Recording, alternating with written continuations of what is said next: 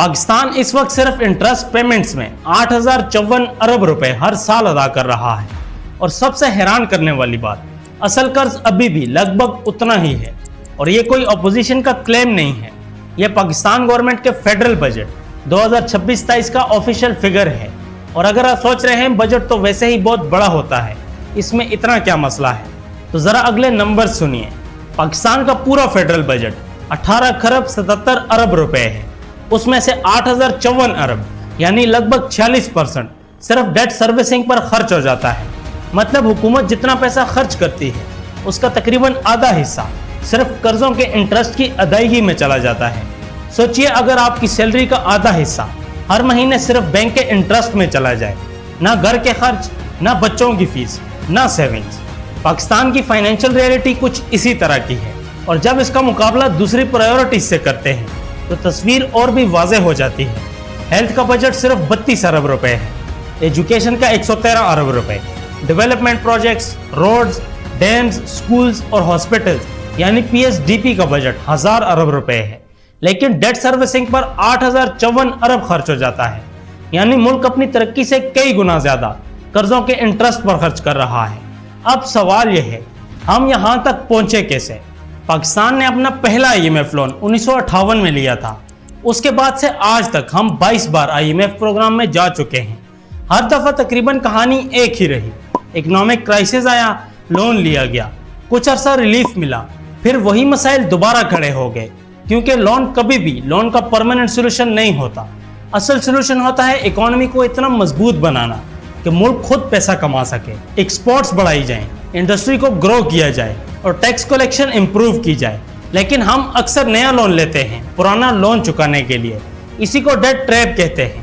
और इस ट्रैप में सिर्फ IMF नहीं, चाइना के CPEC लोन्स हैं, पेरिस क्लब के बायलैटरल लोन्स हैं, यूरो बॉन्ड्स हैं, कमर्शियल बैंक्स के लोन्स हैं, हर तरफ कर्ज ही कर्ज है। पाकिस्तान का टोटल पब्लिक डेट सिर्फ पिछले 10 साल में लगभग 4 गुना बढ़कर 80 खरब से ज्यादा हो चुका है। और यह सफर अभी भी रुकता नजर नहीं आ रहा। कुछ लोग कहते हैं हर इकोनॉमी के साथ डेट भी बढ़ता है। इसमें गलत क्या है? बात ठीक है, लेकिन असल मसला डेट का साइज नहीं है, उसे वापस अदा करने की कैपेसिटी है। पाकिस्तान की टैक्स टू GDP रेशो 9 से 10% के दरमियान है। दुनिया का एवरेज लगभग 15% है। इंडिया तकरीबन 18% कलेक्ट करता है और मलेशिया करीब 13%। यानी हम अपनी इकोनॉमी के हिसाब से बहुत कम टैक्स कलेक्ट करते हैं और जो कलेक्ट होना चाहिए वो भी पूरा नहीं होता। FBR के मुताबिक 52 लाख एक्टिव टैक्स पेयर्स हैं। सोचिए 24 करोड़ की पॉपुलेशन में सिर्फ इतने लोग एक्टिवली टैक्स देते हैं। रियल एस्टेट का बड़ा हिस्सा अनडॉक्यूमेंटेड है। एग्रीकल्चरल इनकम का काफी हिस्सा टैक्स नेट से बाहर है। रिटेल सेक्टर का भी बड़ा हिस्सा फॉर्मली डॉक्यूमेंट नहीं है। जो लोग इकोनॉमी से सबसे ज्यादा फायदा उठाते हैं वही अक्सर टैक्स सिस्टम से बाहर रहते हैं। नतीजा, गवर्नमेंट के पास पैसा कम पड़ जाता है, टैक्स रेवेन्यू कम होता है, तो फिर बोरोइंग होती है और उस बोरोइंग का इंटरेस्ट ही आज 8,054 अरब रुपए तक पहुंच चुका है। लेकिन कहानी का एक और हिस्सा भी है। पाकिस्तान का सारा डेट फॉरेन नहीं है, इसका बड़ा हिस्सा डोमेस्टिक डेट भी है। यानी हुकूमत पाकिस्तान के कमर्शियल बैंक्स और फाइनेंशियल इंस्टीट्यूशन से भी कर्ज लेती है। बैंक्स को गवर्नमेंट सिक्योरिटीज पर ऑलमोस्ट रिस्क फ्री रिटर्न मिल जाता है। तो बैंक एक छोटे बिजनेसमैन को लोन देकर रिस्क क्यों ले जब गवर्नमेंट गारंटीड रिटर्न दे रही हो? इसी वजह से प्राइवेट बिजनेस के लिए फाइनेंसिंग मुश्किल हो जाती है। इकोनॉमिस्ट इसे क्राउडिंग आउट इफेक्ट कहते हैं। गवर्नमेंट जितना ज्यादा बोरो करती है, प्राइवेट इन्वेस्टमेंट उतनी ही कम होती है और जब प्राइवेट इन्वेस्टमेंट कम होती है, ग्रोथ स्लो हो जाती है। ग्रोथ स्लो हो तो टैक्स रेवेन्यू भी नहीं बढ़ता, फिर गवर्नमेंट को और बोरोइंग करनी पड़ती है और साइकिल दोबारा शुरू हो जाती है। अब शायद आप सोच रहे हो कि इससे मुझे क्या फर्क पड़ता है। फर्क पड़ता है और बहुत पड़ता है। जब हुकूमत के पास पैसा कम होता है तो टैक्सेस बढ़ते हैं, पेट्रोलियम लेवी बढ़ती है, GST बढ़ता है, बिजली पर सरचार्ज लगता है, गैस महंगी होती है। यानी जब भी आप फ्यूल खरीदते हैं या इलेक्ट्रिसिटी का बिल भरते हैं, उसका एक हिस्सा इस डेट बर्डन को सपोर्ट कर रहा होता है। और जब इन्फ्लेशन बढ़ती है, इंटरेस्ट रेट भी ऊपर रहते हैं। इंटरेस्ट रेट्स ऊपर हो तो गवर्नमेंट का इंटरेस्ट बिल और बढ़ जाता है, फिर नए टैक्सेस लगते हैं। यह सिर्फ इकोनॉमिक प्रॉब्लम नहीं है, यह एक विशियस साइकिल है। तो इसका सोल्यूशन क्या है? सबसे पहला काम टैक्स रेट्स नहीं, टैक्स बेस बढ़ाना होगा। एग्रीकल्चर, रियल एस्टेट्स और रिटेल जैसे सेक्टर्स को इफेक्टिवली डॉक्यूमेंट करना होगा। पॉलिटिकली मुश्किल जरूर है, लेकिन इकोनॉमिकली अनअवॉइडेबल है। दूसरा, पाकिस्तान को एक्सपोर्ट लेड ग्रोथ की तरफ जाना होगा।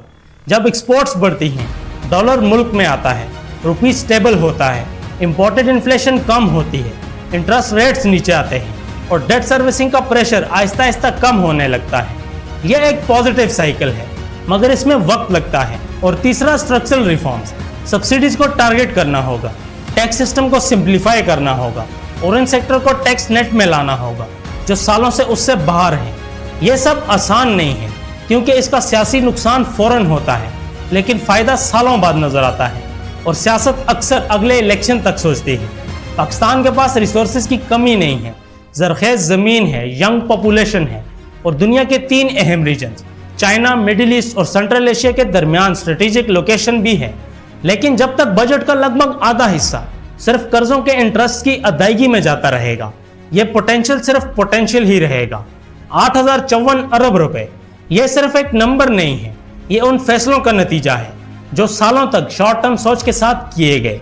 लोन लेकर लोन चुकाना और हर क्राइसिस को नए कर्ज से पोस्टपोन करना, आज उसी स्ट्रेटेजी का बिल पाकिस्तान हर साल अदा कर रहा है। तो आपका क्या ख्याल है?